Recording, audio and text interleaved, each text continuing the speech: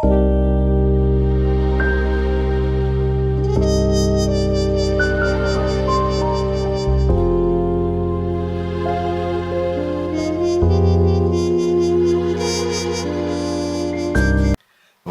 చేసిన వాడు నమ్మదగిన వాడని వయస్సు గతించిన వృద్ధురాలైనను బిడ్డను కనుటకు విశ్వాసమును బట్టి శక్తి పొందెను.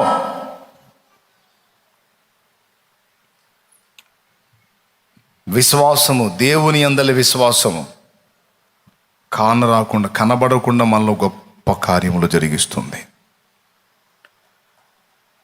లేని వాటిని ఉన్నట్టే పిలుచువాడు ఆయన.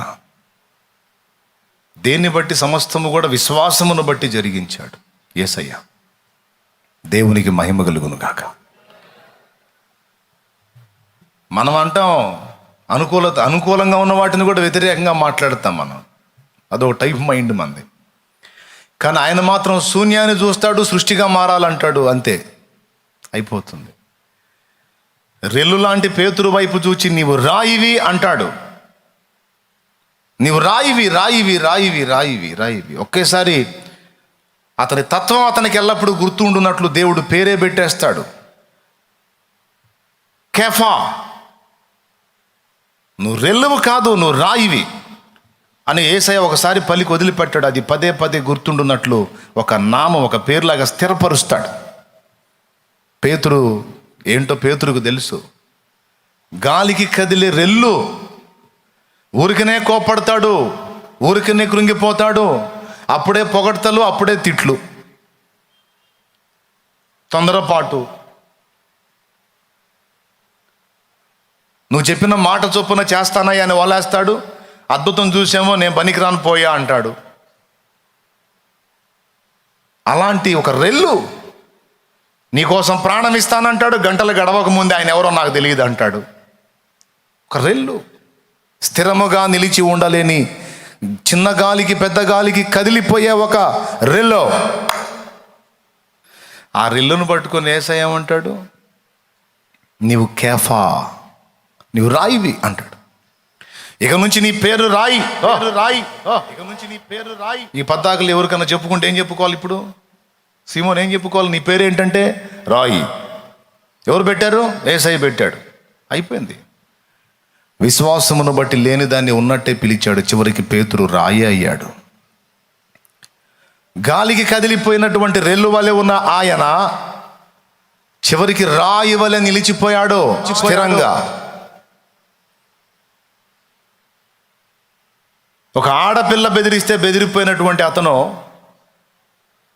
వేల మంది ప్రజల ముందు నిలిచి, మీరు చంపినా బ్రతికించినా నేను సత్యం ప్రకటిస్తున్నాను, మీరు ఎవని సిలువ వేసి చంపితిరో దేవుడు ఆయనను మృతులలో నుండి లేపెను, మరణము ఆయనను బంధించి ఉంచుట అసాధ్యమో, ఆయన తిరిగి లేచెను, అందుకు మేము సాక్షులము. నజరేయుడగు యేసు నామమందలి విశ్వాసము ద్వారా రక్షణ రక్షణ అని ప్రకటిస్తే 3,000 మంది వరుస పెట్టి బాప్తిజం మొదలు పెట్టారు. అంత చంచల మనస్కుడు, స్థిరము లేనివాడు, రెల్లు వంటి వాడు. అలాంటి వాణిని విశ్వాసమును బట్టి పలికి రాయిలాగా నిలబెట్టి తన మాట గెలిచిందో లేదో మనందరి కళ్ళారా చూపించిన మహనీయుడు యేసయ్య. ఆయనకు మహిమ కలుగునుగా. పిరిగితనంతో భయంతో బ్రతికేటువంటి గిద్యోను చూసి అంటాడు, పరాక్రమము గల బలాఢ్యుడా. ఏడుంది అంత పరాక్రమం, అంత బలం? అంతుంటే గానుగు చాటున దాక్కొని గోధుమలను దొళ్ళగొట్టుకునే కర్మ ఎందుకు? మిద్యానుల చేతికి చిక్కుతామని కదా, మిద్యానీయుల చేతికి చిక్కకుండా, ప్రాణాపాయం తెచ్చుకోకుండా గానుగు చాటున గోధుమలను దొళ్ళగొట్టుకుంటున్న ఒక పిరికి వాళ్ళలాగా గిద్యోను కనపడుతున్నా. అతను చూసి అంటాడు దేవుడు, పరాక్రమము గల బలాఢ్యుడా. యెహోవా నీకు తోడై ఉన్నాడు. తోడై ఉంటే మాకు ఈ కర్మ ఎందుకు పట్టింది అంటాడు అతను. ఏం కాదు, దేవుడు నీకు తోడై ఉన్నాడు, నువ్వు పరాక్రమం గల బలాఢ్యుడివి. పరాక్రమము అంటే ఏంటి? వెనక పారిపోయే తత్వమా, ఎదురు తిరిగే తత్వమా? పరాక్రమం అంటే ఏంటంటే, పరాక్రమం అని మాట్లాడాలంటే సింహాన్నే గుర్తు చేసుకోవాలి. అంతేనా కాదా? పరాక్రమము గల జీవి వెనకడుగు వేయదు. మరణాపాయం వచ్చినా వెనకడుగు వేయదు. చంపటమా చావటమా రెండే. పరాక్రమంతో ముందుకెళ్తుంది. అట్లా పరాక్రమం అంటే ఏంటి? పిరికితనము లేని గుండె ధైర్యము కలిగిన వ్యక్తి పరాక్రమము గలవాడు అంటే. అలాంటి పేరు దాక్కొని గోధుమలను దొళ్ళగొట్టుకునే ఒక పిరిగి పందగ పెట్టొచ్చా? కానీ అలాంటి వ్యక్తిని చూసి దేవుడు అంటున్నాడు, పరాక్రమము గల బలాఢ్యుడవు. అంటే మనిషి తనలోనికి తాను ఏం చూసుకుంటున్నాడో అది వేరు సంగతి. దేవుడు దాన్ని గుర్తుపడుతున్నాడు. తనలోనికి తాను చూసుకొని తాను ఏమనుకుంటున్నాడో దేవుడు గుర్తించి, దేవుడు అతనికి తనలో ఏమి దాచిపెట్టాడో దాని గురించి మాట్లాడుతున్నాడు. మనల్ని మనం చూసుకున్నా, మనల్ని ఇతరులు చూసినా మనలో ఏం కనపడదు. కానీ మనల్ని సృష్టించిన వాడికి తెలుసు మనకేమి ఇచ్చాడో. నీకు అర్థమైందా? నువ్వు అసమర్థుడివి, అసమర్థురాలివి నీ ఫీలింగ్లో, నీ మనసులో. నీ వారికి కూడా అలానే ఉండొచ్చు. చేతగాని దద్దమ్మ, ఎందుకు పనికిరాడు, వేస్ట్ గాడు, ఏదో రకరకాల మాటలు నిన్ను అంటుండొచ్చు నీ వాళ్ళు. తెలివి తక్కువది, జ్ఞానం లేనోళ్ళు, అంత చురుకైన వాళ్ళు కాదు, అట్లా ఇట్లా, అది లేదు ఇది లేదు, ఏదో అంటుండొచ్చు. నీకు కూడా నిజమే అనిపిస్తుండొచ్చు. వాళ్ళు అంటమే కాదు, నాకు కూడా అంతే ఉంది. కానీ నిన్ను నిర్మించిన నిర్మాత ఒకడు ఉన్నాడు. అతను నిన్ను నిర్మించేటప్పుడే అసలు నీ టోటల్ తత్వం అంతా ఏది ఉండాలో, ఎలా ఉండాలో మొత్తం డిజైన్ చేసిన వాడికి తెలుసు నీకెంత ఫోర్స్ ఇచ్చాడో. నీ కెపాసిటీ ఏంటో, నీ జ్ఞానం ఏంటో, నీకు దేవుడు ఇచ్చింది ఏంటో ఆయనకు తెలుసు. అందుకే అందరు అన్నట్టు దేవుడు అనడు, మనుషులు అన్నట్టు దేవుడు అనడు. నీ మనసు నీతో చెప్పినట్టు దేవుడు చెప్పడో, దానికి ఆపోజిట్లో చెప్తాడు దేవుడు. నా వల్ల కాదయ్యా నువ్వు అంటావు. నో, కాదని ఎందుకంటావు? నేను నా సామర్థ్యం ఇచ్చాను నీకు, ఖచ్చితంగా నీ వల్ల అయింది పో అంటాడు. లేదు ప్రభా నా వల్ల, అరే నేను రెల్లును ప్రభా, రెల్లును ఎందుకంటావు నువ్వు? నేను రాయిలాగా చేశాను, ఉంది నీకు ఆ ఫోర్స్. లేదు ప్రభా, అరే ఉంది, ఇచ్చినోండి నేనైతే. దేవునికి స్తోత్రం కలుగును గాక. పరాక్రమం గల బలాఢ్యుడా. ఎక్కడుంది మాకంత పరాక్రమం? ఉంటే దాక్కొని ఈ బతుకెందుకు అంటే, ఏదో ఇప్పుడు అలా కనపడుతున్నావు, కానీ నీకు ఇచ్చినది ఏదో నేను ఇచ్చాను, అది ఉంది నీ దగ్గర, దాన్ని బయటికి తీవయా. దేవునికి స్తోత్రం కలుగును. ఎక్కడుంది ప్రభా? నా దగ్గర ఏం కనపడలేదు. అరే ఉంది, తీను, ఇచ్చినోండి నేనైతే. అవునా ప్రభా, నువ్వు ఇచ్చావా? అట్లయితే నువ్వు ఇస్తే ఇక తిరుగులేదు నాయన, స్తోత్రం అనాలి. అంతేగా నేను ఇచ్చానన్నా కూడా లేదు ప్రభా, నువ్వు ఇచ్చినా కూడా లేదు, అది అనకూడదు. ఎన్నోసార్లు చెప్పా ఈ విషయాలు. అబ్రహాము గురించి కూడా. అబ్రహాముతో ఏమన్నాడు? ఒక్కడు కూడా సంతానము లేనప్పుడు నీ పేరు ఇది మొదలుకొని అబ్రాము అనబడదు, అబ్రహాము అని పిలిచాడు. అబ్రాము అంటే ఘనుడైన తండ్రి. పాప ఈయనకు ఒక్కడు కూడా సంతానం లేదు, ఈయన పేరు మాత్రం ఘనుడైన తండ్రి. కానీ దేవుడు ఏం చేశాడు? నీవు ఇక నుంచి అబ్రాము కాదు, అబ్రహాము అంటే జనములకు తండ్రి. నాకు తెలిసి అబ్రహాం నవ్వుకొని ఉండొచ్చు కదా, ఒకడికి కూడా దిక్కు లేదు, నేను జనాలకు తండ్రిని అంట. ఆయన చెబుతాడు, నేను వినాలి. మీరు చెప్పండి. నాకు ఒక్క సంతానం కూడా లేదు, పెద్ద దాసుడు ఎలియాజరే నాకు దిక్కయ్యేటట్టున్నాడు, ఈయనేమో నా దగ్గరకు వచ్చేవో నీ పేరు ఇక నుంచి జనములకు తండ్రి. ఈ మాట నా పేరు ఇలాగని చెబితే పగలబడి నవ్వరు జనం అనుకుంటుండొచ్చు. లేదా తన సమీపస్తులకు, సంబంధులకు చెబితే వాళ్ళు కూడా నవ్వుతుండొచ్చు. కానీ అబ్రహాములో ఎంత జనాంగాన్ని దాచిపెట్టాడో ఆయనను సృష్టించిన సృష్టికర్తకు తెలుసు.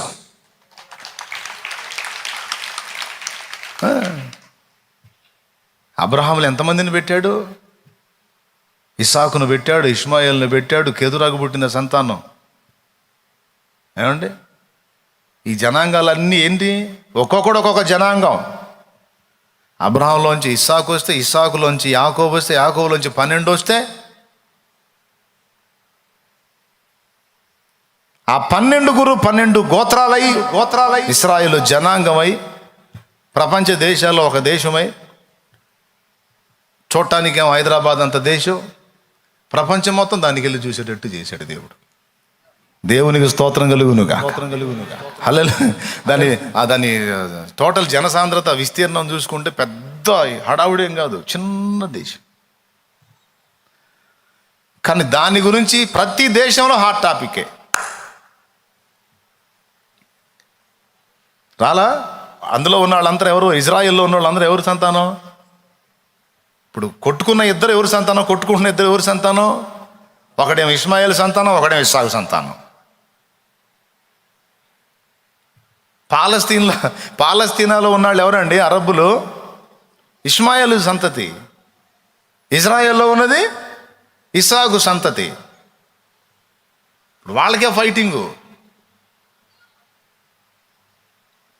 అదే శారమ్మ తొందరపడకపోయినట్టయితే ఆ పరిస్థితి ఉండేది కాదు. శారమ్మ కొంచెం తొందరపడి హడావుడి చేసి ఈ పని తెచ్చింది. అయితే అదంతా దేవుడు ఇంకో రకంగా దాన్ని వాడుకుంటున్నాడులే, పక్కన పెడదాం ఆ మ్యాటర్. ఎంతమంది ఉన్నారు? వారందరూ అబ్రహాము నుండి వచ్చిన వాళ్ళేగా. లక్షల మంది ఉన్నారు అనుకుందాం, వాళ్ళందరూ అబ్రహాము సంతతిగా. మరి ఒక్కడు కూడా లేకుండా ఒంటరిగా ఉన్న అబ్రాహాముని నిన్ను జనములకు తండ్రిని చేస్తానన్న దేవుని మాట ఒట్టిదైందా? మరి అబ్రహాములో ఏమేమి నిర్మాణం చేశాడో, ఏ టైంకి ఎవరు అబ్రహాంలోంచి బయటికి రావాలని డిజైన్ చేశాడో చేసినోడికి తెలుసు. అందుకే లేని వాటిని ఉన్నట్టే పిలుచువాడు. నా దేవుడు సమర్థుడని ఎరిగి నిరీక్షణకు ఆధారము లేనప్పుడు అబ్రహాము దేవుని నమ్మెను. అబ్రహాం తనను తాను చూసుకుంటే అవకాశం లేదు, భార్యను చూసుకుంటే అస్సలు అవకాశం లేదు. అయినా సరే నమ్మటానికి, నిరీక్షించడానికి ఆధారమే లేదు. అయినా మాట ఇచ్చిన దేవుడు నెరవేర్చుటకు శక్తి గలవాడని నమ్మినందున విశ్వాసమును బట్టి అబ్రహాము ఇస్సాకును స్వతంత్రించుకొని ఇస్సాకు ద్వారా యాకోబు ద్వారా 12 గోత్రాల ద్వారా లక్షలాది. అది కూడా ఇంతవరకు నిర్వంశం కాలేదు. ఆ వంశం అలా కంటిన్యూ అవుతానే ఉంది. చెప్పండి, ఇప్పుడు వాగ్దానం చేసినోడికి ఆ సామర్థ్యం ఉందా లేదా? మనల్ని సృష్టించినోడికి తెలుసా లేదా మనకేముందో? కాబట్టి మనుషులేమనుచున్నారో నిన్ను గూర్చి, నీవేమనుకునుచున్నావో కాదు, దేవుడేమనుకునుచున్నాడు అన్నది ముఖ్యం. దేవుడు నిన్ను వేస్ట్ గాడిగా చేయలేదు, వేస్ట్గా బ్రతికే స్త్రీగా నిన్ను చేయలేదు. నీకు ఇచ్చినయో నీకు ఇచ్చాడు, అవి నీకు అర్థం కాకపోయినా దేవునికి తెలుసు. కనీసం నీ మట్టుకు నీకు నమ్మిక లేకపోయినా దేవుని వాగ్దానమును బట్టి, దేవుని మాటను బట్టి అయినా మనం విశ్వసించాలి. ఎందుకంటే ఆయన మాట ఇచ్చి తప్పని దేవుడు ఖచ్చితంగా మనకి కృప చూపుతాడు. మన దగ్గర ఏది ఉందో అది ఆయన బయటికి తీసుకొస్తాడు. ప్రభా సేవ చేయమని పిలుస్తున్నావు, నాకు ఆ సామర్థ్యం లేదు నాయన, నాకు అమ్మో ఆడవాళ్ళ కన్నా ధైర్యం ఉంటుందేమో కానీ నేను అంతకంటే దారుణం నాయన, అసలు జనాల ముందుకి నిలబడాలంటే నాకు మహాభయం అంటే, ఒరే నోరు మీరా, అది ఇప్పుడు పరిస్థితిరా. కానీ నీకు ఇచ్చినదేదో నీకు ఇచ్చా. కనీసం ఒక స్త్రీ నిలబడి మాట్లాడినంత ధైర్యంగా కూడా నేను మాట్లాడలేదని నువ్వు అనుకొనుచున్నావు. అది నీ ఫీలింగ్, కానీ నేను నీకు ఇచ్చింది నీ దగ్గరే ఉంది. దాన్ని బట్టి నేను చెప్తున్నాను, నిన్ను జనముల ఎదుట నిలుపుతాను. జనముల ఎదుట నిన్ను నిలబెట్టి నీ చేత మాట్లాడిస్తా. అంత నాకెక్కడుంది బ్రో? అరే నేను ఇచ్చానురా. ఇచ్చావా బ్రో? నీకు తెలియాలి, నాకేం తెలుసు. మరి నమ్ము, నువ్వు నమ్ము. పరాక్రమము గల బలాఢ్యుడు అంటే గిద్యోను నమ్మాడు. నిజంగా గిద్యోను ద్వారానే విజయం వచ్చేటట్టు చేశాడు. రెల్లు లాంటి అనుకుంటున్న సీమోన్తో నువ్వు రాయివి అంటే అన్నవాడు దేవుడు, ఓకే నేను రాయిని అన్నాడు. నమ్మాడు. అయ్యాడా లేదా? మామూలు రాయి కాదు, ముఖ్యమైన మూలరాయి యేసు అయితే తర్వాత రాయి పేతురు అయ్యాడు. చప్పట్లు కూడా దేవుని మయంపరచండి. ముఖ్యమైన మూలరాయి యేసై అయితే తర్వాత రాయి సీమోన్ అయ్యాడండి. దేవునికి మహిమ. అబ్రహాము ఒక్కడు కూడా సంతానం లేని అబ్రహాముతో దేవుడు మాట్లాడిన మాటను అబ్రహాము నమ్మాను, అది అతనికి నీతిగా ఎంచబడిన. అంతేకాదు, ఆ నమ్మిక అతన్ని సిగ్గుపరచలేదు, ఆ నిరీక్షణ అతన్ని సిగ్గుపరచలేదు. ఎప్పటికీ అంతము గాని సూర్యుడున్నంత వరకు నిలిచి ఉండేటువంటి ఒక జనాంగమే అబ్రహాంలో నుండి వచ్చి రప్పించాడు. అలాంటి జీవము గల దేవుడు విశ్వాసము ద్వారా క్రియ చేసే తండ్రి మనకున్నాడు. ఆయనను మనం నమ్మాలి. విశ్వాసమును బట్టి శక్తి పొందుతాం, బలం పొందుతాం. అదే విశ్వాసమును బట్టి బలహీనపడి ప్రమాదంలో కూడా పడతాం. అందుకే చెప్తున్నాను, పరిస్థితుల మీద, సమస్యల మీద, వేరే వాటి మీద మీరు వాటిని బట్టి మీరు వాటిని నమ్మి వాటి యందు విశ్వాసం ఉంచి భయభ్రాంతులకు గురి కావద్దు. అవి ఎంతటివైనా. నేను చెప్తున్నా, పరిశుద్ధాత్మ అభిషేకము మన మీద ఉంది అనటానికి, ఆత్మ అభిషేకం మన మీద ఇంకా నిలిచింది అనటానికి ఒక ప్రత్యేకమైన గురుతో ఒకటి చెప్తాను నేను మీకు. దాన్ని బట్టి నువ్వు చూసుకో, నీ మీద అభిషేకం ఉందో లేదో. బోల్డ్ అన్ని రుజువులు ఉన్నాయి, బోల్డ్ అన్ని నిరూపణలు ఉన్నాయి. ఆత్మాభిషిక్తుల లక్షణాలు కొన్ని ఉన్నాయి. అవన్నీ నేను ఇప్పుడు చెప్పను, ఎందుకంటే ముందే చెప్పాను, చాలా క్లుప్త ప్రసంగం అని. ఆ లక్షణాలన్నీ పక్కన పెడితే ఒక్క లక్షణం స్పెషల్గా నేను మీకు చూపిస్తా. పరిశుద్ధాత్మ అభిషేకము మన నెత్తి మీద ఉంటే, ఆత్మ అభిషేకం మన మీద ఉంటే, మన దృష్టి డిఫరెంట్గా ఉంటుంది, మన చూపు వేరుగా ఉంటుంది. అందరూ చూసినట్టు మనం చూడం, అందరి చూపులకు భిన్నంగా మన చూపు ఉంటుంది. ఇది నిజం. ఆత్మాభిషేకం పొందిన దావీదు చూపు, అభిషేకం కోల్పోయిన సౌలు చూపు రెండు ఒక్కటే లేవు. సౌలుకేమో సమస్య ఎంతో పెద్దదిగా కనపడింది, అదే అభిషేకం పొందిన దావీదుకేమో సౌలుకి అంత గొప్పగా కనపడుతున్న సమస్య దావీదుకేమో అసలు లెక్కలో కూడా లేదు. ఎంత తక్కువ అంచనా వేశాడంటే, ఎంత తేలిగ్గా దాన్ని చూశాడంటే ఆ సమస్యని, కనీసం కత్తి, ఈటే, డాలు కూడా అక్కర్లేదు అన్నాడు. ఇతనేమో కవచాలు తొడుక్కో, కత్తులు తీసుకో, ఈటెలు తీసుకో, వాడింత అని సమస్య యొక్క గొప్పతనాన్ని గురించి సౌలు మాట్లాడుతున్నా. వద్దు సార్, నాకు మీరు జస్ట్ పర్మిషన్ ఇవ్వండి సార్, టైం అవుతుంది. వాడు ఎగస్టాలు మాట్లాడుతున్నాడు. పర్మిషన్ ఇవ్వండి, నేను చూసుకుంటా. ఎంత తేడా ఉందో చూడండి. కత్తి తీసుకోవా, కత్తి అవసరం లేదు సార్, కానీ ఈట తీసుకొని పోనాను, ఈట కూడా అవసరం లేదు సార్, ఏం అవసరం లేదు. నేను కత్తులు, కటార్లు, ఈటలు, డాళ్ళు తీసుకొని పోయేంత గొప్పోడు కాదు వాడు. అరే, ఏం గొర్రె పిల్ల అనుకుంటున్నావా? సింహాలే చీల్చాం ఇక్కడ ఒట్టి చేతులతో. దేవునికి స్తోత్రం, హల్లెలూయా. సింహాలే చీల్చేసాం ఇక్కడ ఒట్టి చేతులతో. వాడెంత, నువ్వు పర్మిషన్ ఇయ్యి సార్, పర్మిషన్ లేకుండా యుద్ధానికి వెళ్ళడం మర్యాద కాదని నీ పర్మిషన్ తీసుకుంటున్నాను. ఇంకొకటి, మీ పర్మిషన్ లేకపోతే మా వాళ్ళే నన్ను బానిచ్చేటట్లేరు, అందుకని యుద్ధం చూడటానికి వచ్చానంట. మా వాళ్ళు చేసినట్టు నేను చూసినట్టు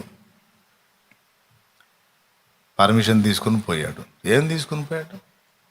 పక్షుల్ని తోలేటువంటి ఒడిశల తీసుకొని పోయి, అంత పెద్ద సమస్య, 40 రోజులుగా వాళ్ళందరినీ గడగడలాడించిన సమస్య, అభిషిక్తుడైన వాని దృష్టికి ఒక చిన్న పిట్టతో సమానమైపోయింది. బాబా,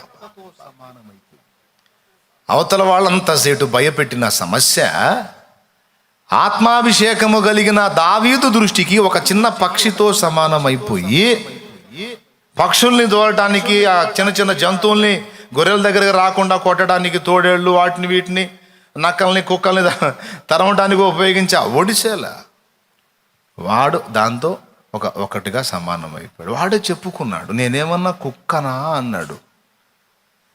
ఏమిరా ఒడిశాలో తీసుకొని వస్తున్నావు, నేనేమన్నా కుక్కనా అంటే, కరెక్ట్గా పోల్చుకున్నావురా నువ్వు. నా దృష్టిలో అయితే నువ్వు అంతే ఉన్నావు. ఇదిగో వీళ్ళందరూ నిన్ను హీరోని చేశారు, వీళ్ళందరూ నిన్ను గొప్ప చేశారు, వీళ్ళందరూ నిన్ను ఘనంగా ఎంచారు, వీళ్ళందరూ నిన్ను అంతా ఇంత అనుకున్నారు. నిజమే, ఎందుకంటే వాళ్ళు వాళ్ళ స్థితిలో ఉండి వాళ్ళుగా ఆలోచించారు. నేనైతే దేవుని బట్టి, దేవుని యందలి విశ్వాసమును బట్టి నీ మీదకి వస్తున్నా.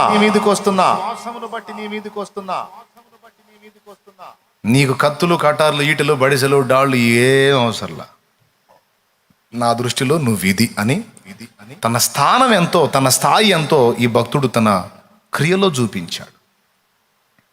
40 దినాలు వాళ్ళకు ఊపిరాడకుండా చేసిన సమస్య, 40 దినాలు ఖాళీ చేయి ఆడకుండా చేసిన సమస్య, వాళ్ళని అంతసేటు భయభ్రాంతులకు గురి చేసి పారిపోయేటట్టు, వాడు రాగానే చాలు ఇల్లు మళ్ళీ అప్పటిదాకా హే హే అనుకుంటే యుద్ధానికి వెళ్ళే వాళ్ళు వాడొచ్చి తొడ జరవగానే మళ్ళీ మొత్తం కలిసి మెరకెక్కుతారు.